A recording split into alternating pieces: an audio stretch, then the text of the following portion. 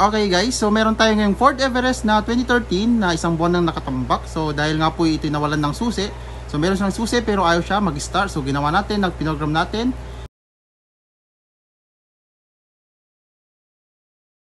And then yung sa remote, ito yung sa remote. Okay, lock and lock, gumagana yan.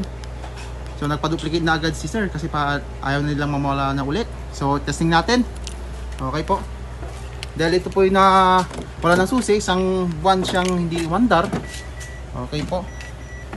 So i-testing natin siya. So natapos ko na pong i-program. Siyempre, ito yung natira sa kanila pero ayaw nito mag-start. And then test natin yung gawa natin. Ito. Okay. Ano? Ano, start na.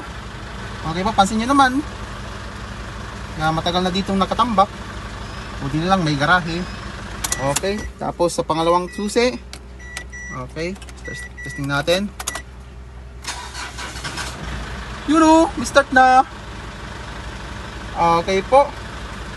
So kung gusto nyo magpa-duplicate or nawalan po kayo ng susi, mag-PM lang po kayo sa aming page, LSL Auto Accessory Shop Pangasinan. Thank you.